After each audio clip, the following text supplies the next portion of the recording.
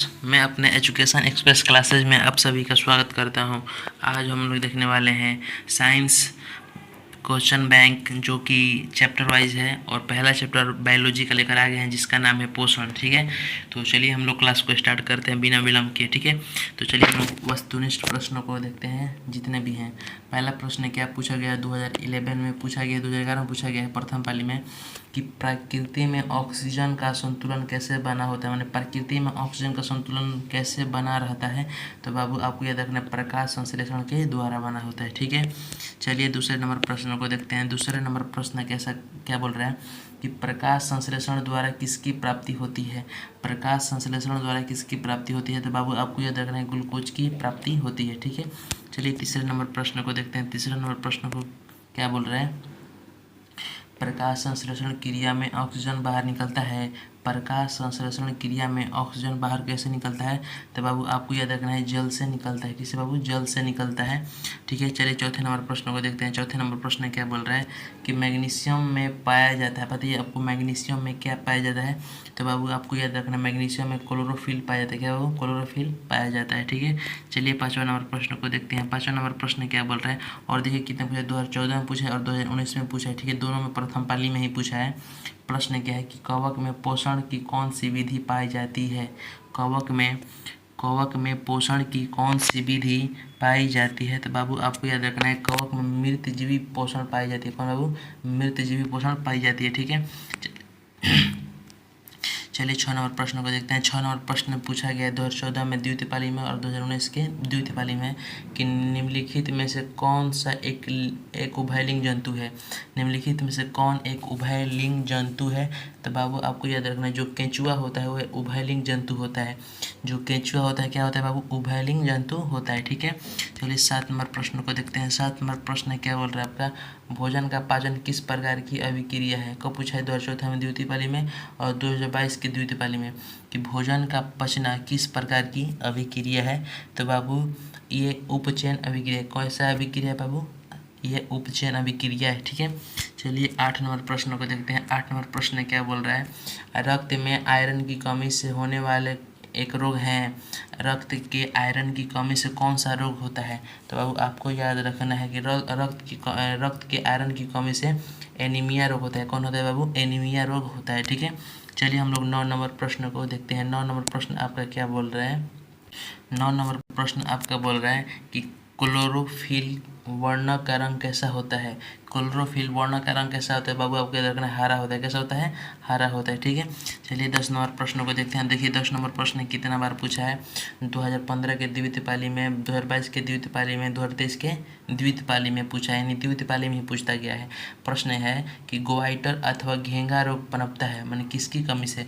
Goitre अथवा घेंगा रोग, जो घेंगा ये रोग है गला में हो जाता है। ठीक है, ये किससे पनपता है, तो बाबू आपको याद रखना है आयोडीन की कमी से पनपता है। किसके बाबू, आयोडीन की कमी से। ठीक है, 10 के बी। चलिए 11 नंबर प्रश्न को देखते हैं। 11 नंबर प्रश्न आपका क्या बोल रहा है, 11 नंबर प्रश्न आपका है, देखिए कितने बार पहले तो प्रश्न पूछा है बाबू, 2015 में पूछा है, 2016 में पूछा है, 2019 में पूछा है, 2021 में, मैंने लगातार पूछते गया है। ठीक है, तो प्रश्न ये है कि आपका कि स्वपोषी पोषण के लिए आवश्यक क्या है। स्वपोषी पोषण के लिए आवश्यक क्या है, क्या पड़हरित, क्या कार्बन डाइऑक्साइड, या सूर्य का प्रकाश। देखिए स्वपोषी पोषण के लिए सभी जरूरत है। ठीक है, यानी इनमें से डी हो जाएगा। ठीक है, चलिए 12 नंबर प्रश्न को देखते हैं। 12 नंबर प्रश्न क्या है कि दही के जमने में निम्नलिखित में से कौन सी प्रक्रिया होती है, मतलब कौन सी क्रिया होती है। दही के जमने में कौन सी क्रिया होती है, तो बाबू आपको याद रखना है किण्वन अभिक्रिया। कौन बाबू, किण्वन। ठीक है, चलिए 13 नंबर प्रश्न को देखते हैं। 13 नंबर प्रश्न है कि कुटपाद किसमें पाया जाता है। देखिए कुटपाद जो होता है बाबू, आप पढ़े होंगे 9th क्लास में कि जो कुटपाद होता है अमीबा में पाया जाता है, और 10th क्लास में भी दिया है। ठीक है, चलिए 14 नंबर प्रश्न को देखते हैं। 14 नंबर प्रश्न क्या बोल रहा है, ये देखिए 2017 के द्वितीय पाली में, 2022 के द्वितीय पाली में पूछा। ठीक है, एक वयस्क के मनुष्य में कितने दांत होते हैं। एक वयस्क मनुष्य में कितने दांत होते हैं, तो आपको बाबू पता होगा कि 32 दांत होते हैं। कितने होते हैं, 32 दांत होते हैं। ठीक है, चलिए 15 नंबर प्रश्न को देखते हैं। 15 नंबर प्रश्न है कि स्लाइड को सर्वप्रथम कंपाउंड माइक्रोस्कोप से देखा जाता है। स्लाइड को सर्वप्रथम कंपाउंड माइक्रोस्कोप से देखा जाता है। तो बाबू आप कहते हैं 10x पर कितने 10x पर देखा जाता है। ठीक है, चलिए 16 नंबर प्रश्न को देखते हैं। 16 नंबर प्रश्न आपका क्या बोल रहा है कि मंड परीक्षण के लिए हरी पत्ती पर आयोडीन डालने से पहले पत्ती को अल्कोहल में उबाला जाता है। किसके लिए? तो क्लोरोफिल को घोलने के लिए। किसको? अब क्लोरोफिल के घोलने के लिए। ठीक है, चलिए हम लोग 17 नंबर प्रश्न को देखते हैं। 17 नंबर प्रश्न आपका है कि प्रागनालिका का बीजांड की ओर वृद्धि करना किस प्रकार के अनुवर्तन से संबंधित है। ठीक है, तो आपको बताना है कि बोल रहा है प्रश्न की प्रागनालिका का बीजांड की ओर वृद्धि करना किस प्रकार के अनुवर्तन से संबंधित है। तो आपका राइट आंसर होगा रसायनुवर्तन। कौन बाबू? रसायनुवर्तन यानी केमोट्रैपिज्म। इसको केमोट्रैपिज्म भी कहा जाता है या रसायनुवर्तन। ठीक है, चलिए 18 नंबर प्रश्न को देखते हैं। ठीक है, सभी प्रश्न को कॉपी पर नोट करते चलिएगा, जितने भी सभी प्रश्न इंपॉर्टेंट। ठीक है, प्रश्न है कि पीत रस कहाँ से स्रावित होते हैं। कितने पर 2019 में पूछा है, 2021 में पूछा है, 22 में पूछा है, 23 में पूछा है। गारंटी है कि शायद आ जाए 25 में। प्रश्न है कि पीत रस कहाँ से स्रावित होता है। तो बाबू जो पीत रस होता है ये यकृत से स्रावित होता है। कहाँ से होता है बाबू? यकृत से स्रावित होता है। ठीक है, चलिए 19 नंबर प्रश्नों को देखते हैं। 19 नंबर प्रश्न आप क्या क्या बोल रहा है कि अमीबा अपना भोजन कहाँ कैसे पकड़ता है। तो अमीबा जो होता है अपना भोजन कूटपाद के द्वारा पकड़ता है। ठीक है, चलिए 20 नंबर प्रश्न को देखते हैं। 20 नंबर प्रश्न क्या बोल रहा है कि कौन सा एंजाइम वसा पर क्रिया करता है। कब पूछा है बाबू? 2019 में पूछा है, 2020 में पूछा है, 2022 में पूछा है। कौन सा एंजाइम वसा पर क्रिया करता है। तो बाबू जो वसा पर क्रिया करता है कौन है इसमें जो वसा पर क्रिया करता है। देखिए याद रखिएगा, जो लाइपेज होता है यह वसा पर क्रिया करता है। ठीक है, चलिए 21 नंबर प्रश्न को देखते हैं। 21 नंबर प्रश्न क्या बोल रहा है, आयोडीन की कमी से कौन सा रोग होता है। बाबू आपको याद होगा कि आयोडीन की कमी से कौन सा रोग होता है बाबू? तो घेंघा रोग होता है। कौन होता है बाबू? घेंघा रोग होता है। आयोडीन की कमी से कौन होता है? घेंघा रोग होता है। और इंसुलिन की कमी से मधुमेह रोग होता है। ठीक है, चलिए हम लोग 22 नंबर प्रश्न को देखते हैं। 22 नंबर प्रश्न क्या बोल रहा है, दांतों का साफ करने के लिए दंत मंजन कैसा देखिए जो दंत मंजन होता है वो कैसा होना चाहिए बाबू? तो आपको याद रखना हमेशा क्षारीय होना चाहिए, कड़वा टाइप की होना चाहिए, क्षारीय। ठीक है, चलिए 23 नंबर प्रश्न को देखते हैं। 23 नंबर प्रश्न आपका क्या बोल रहा है कि सभी हरे पेड़ पौधे होते हैं। सभी हरे पेड़ पौधे होते हैं। तो बाबू जो सभी हरे पेड़ पौधे होते हैं वो स्वपोषी होते हैं। क्या होते हैं बाबू? स्वपोषी होते हैं। ठीक है, चलिए 24 नंबर प्रश्नों को देखते हैं। 24 नंबर प्रश्न क्या बोल रहा है कि किसकी उपस्थिति के कारण पौधों का रंग हरा होता है। किसकी उपस्थिति के कारण पौधों का रंग हरा होता है। तो आपको बाबू याद रखना है क्लोरोफिल के कारण पत्तियों का रंग कैसा होता है? वो हरा होता है। ठीक है, चलिए 25 नंबर प्रश्नों को देखते हैं। 25 नंबर प्रश्न क्या बोल रहा है कि हाइड्रा में क्या पाया जाता है। तो बाबू आपको याद रखने का हाइड्रा में जो है स्पर्शक पाया जाता है। क्या बाबू? स्पर्शक पाया जाता है। हाइड्रा में क्या पाया जाता है? स्पर्शक पाया जाता है। ठीक है, चलिए 26 नंबर प्रश्न को देखते हैं। 26 नंबर प्रश्न क्या बोल रहा है कि ग्लूकोज का रासायनिक सूत्र निम्नलिखित में से कौन है।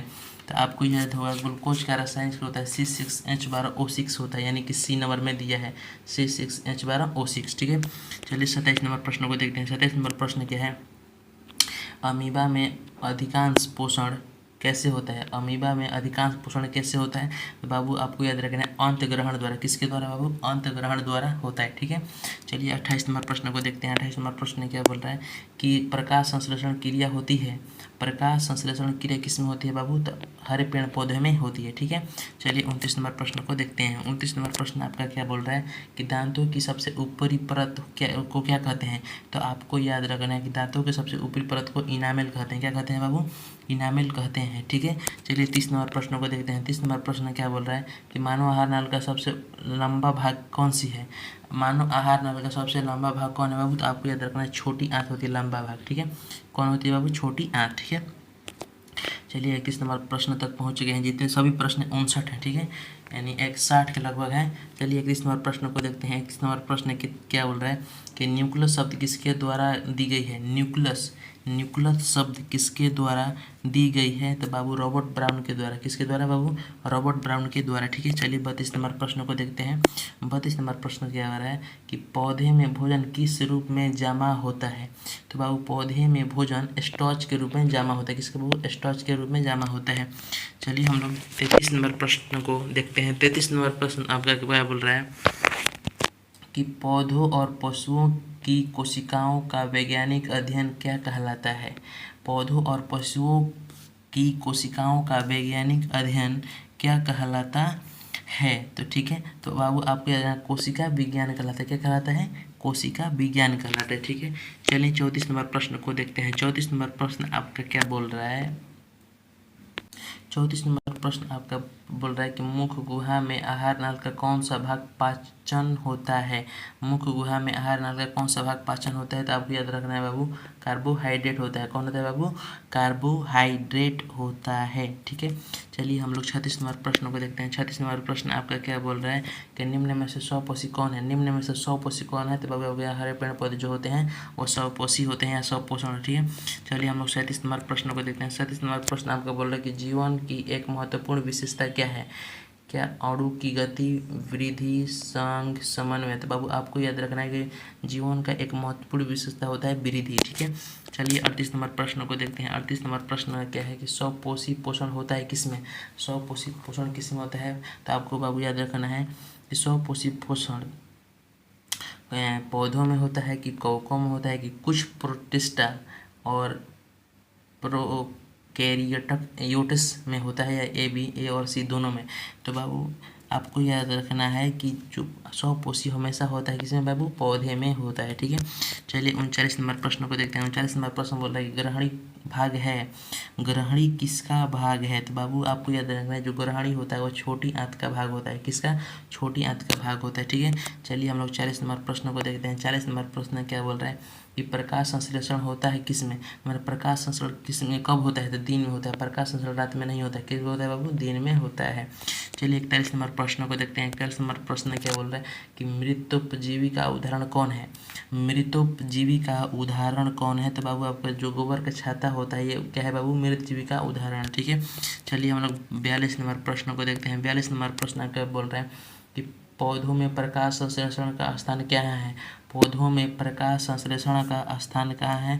तो बाबू आपको याद रखना है क्लोरोप्लास्ट में। कहाँ है? क्लोरोप्लास्ट में है। ठीक है, चलिए 43 नंबर प्रश्न को देखते हैं। 43 नंबर प्रश्न बोला परिशेषिका हिस्सा है किसका? परिशेषिका किसका हिस्सा है? तो बाबू आपको याद रखना है जो परिशेषिका होता है वो आहार नाल का हिस्सा होता है। ठीक है, चलिए हम लोग 44 नंबर प्रश्न को देखते हैं। 44 नंबर प्रश्न बोल रहा है कि आहार नाल का सबसे लंबा भाग कौन होता है? बाबू आपको पता होगा कि आहार नाल का सबसे लंबा भाग छोटी आंत होती है। कौन होती है बाबू? छोटी आंत होती है। ठीक है, चलिए 45 नंबर प्रश्न को देखते हैं। 45 नंबर प्रश्न बोल रहा है सजीवों में पाए जाने वाले जैव प्रक्रम कौन है? पोषण है, श्वसन है, जनन है। तो आपको बाबू याद रखना सजीव में पाए जाने वाले जैव प्रक्रम क्यों है बाबू? तो आपको याद रखना है कि इनमें से सभी हैं। कौन है बाबू? इनमें से सजीव में पाए जाने वाले सभी जीव में पाए जाते हैं। पोषण पाया जाता है, शोषण पाया जाता है, जनन। ठीक है, ये सभी पाए जाते हैं। ठीक है, चलिए हम लोग 46 नंबर प्रश्न को देखते हैं। 46 नंबर प्रश्न आपका क्या बोल रहा है कि कर्माकुंचन गति पाई जाती है किसमें? कर्माकुंचन गति किसमें पाई जाती है? तो कर्माकुंचन गति बाबू ग्रसनली में पाई जाती है। किसमें पाई जाती है? कर्माकुंचन गति ग्रसनली में पाई जाती है। ठीक है, चलिए 47 नंबर प्रश्न को देखते हैं। 47 नंबर प्रश्न बोला क्लोरोफिल वर्ण का रंग कैसा होता है? तो बाबू आपको याद रखना है कि हरा होता है। क्लोरोफिल वर्ण का रंग कैसा होता है बाबू? हरा होता है। ठीक है, चलिए 48 नंबर प्रश्न को देखते हैं। 48 नंबर प्रश्न आपका बोल रहा है कि निम्नलिखित में से कौन एक अपघटक है? निम्नलिखित में कौन एक अपघटक है?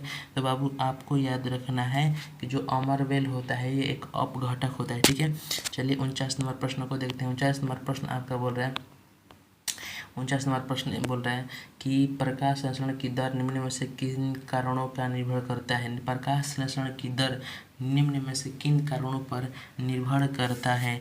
क्या प्रकाश के गुण पर निर्भर करता है कि प्रकाश के मात्रा पर, या ए और बी दोनों, या इनमें से कोई नहीं? तो बाबू आपको याद रखना है कि जो प्रकाश के गुण पर और प्रकाश की मात्रा ये दोनों पर होती हैं। ठीक है, यानी सी हो जाएगा, ए और बी दोनों। ठीक है, चलिए हम लोग 50 नंबर प्रश्न तक पहुंच चुके हैं। 50 नंबर प्रश्न क्या बोल रहा है कि गोबर का छाता है। बाबू गोबर का छाता हम आपको तुरंत बताएं कि गोबर का छाता एक मृतजीवी होता है। कौन है बाबू? मृतजीवी होता है। ठीक है, चलिए 51 नंबर प्रश्न को देखते हैं। निम्न में से किस रंग का प्रकाश किरण प्रकाश संश्लेषण के लिए सबसे ज़्यादा प्रभावी होता है? निम्न में से किस रंग की प्रकाश की किरण प्रकाश संश्लेषण के लिए सबसे ज़्यादा प्रभावी होता है?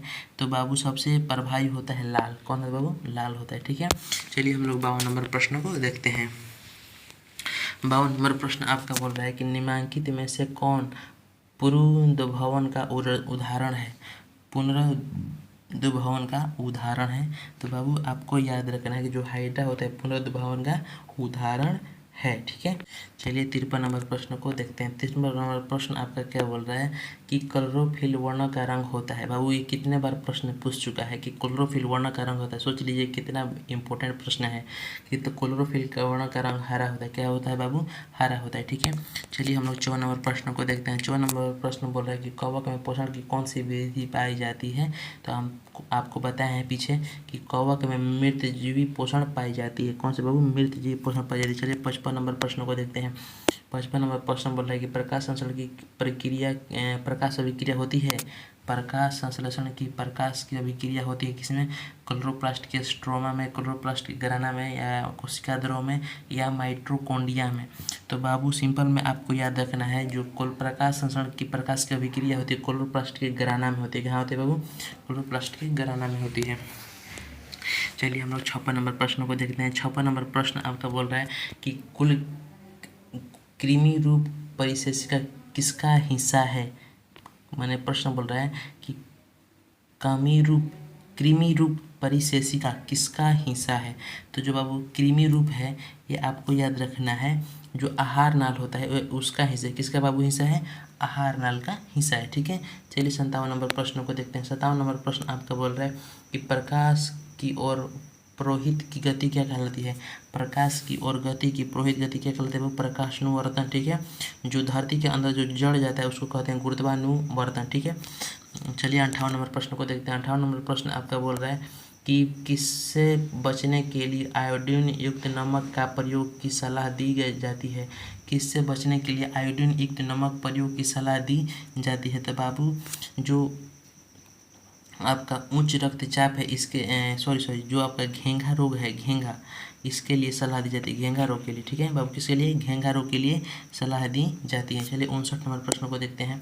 59 नंबर प्रश्न है कि निम्नलिखित में से कौन सा गुरुत्वानुवर्तन का उदाहरण है। तो गुरुत्वानुवर्तन बताएं आपको बाबू किसके उदाहरण है। जो जड़ की वृद्धि में किसका काम होता है? गुरुत्वानुवर्तन का होता है। तो जितने भी प्रश्न पहले चैप्टर से पूछे गए थे, जितने भी प्रश्न चैप्टर वाइज पूछे गए थे हम सभी प्रश्न को करा दिए हैं। और आपको क्या करना है क्या है कि कॉपी पर सभी प्रश्न को ऑब्जेक्टिव टाइप के रूप में नोट कर लेना है और सबको रिमेंबर और रिवाइज करते रहना है। ठीक है, तो वीडियो अच्छा लगा हो तो ज़्यादा से ज़्यादा शेयर कीजिए और कमेंट करना नहीं भूलिएगा कि किस सब्जेक्ट और किस चैप्टर की ज़रूरत है, हम उसी का वीडियो लेकर आएंगे। ठीक है, थैंक यू, धन्यवाद। वीडियो को शेयर करना और कमेंट करना नहीं भूलिएगा। थैंक यू, धन्यवाद, थैंक यू।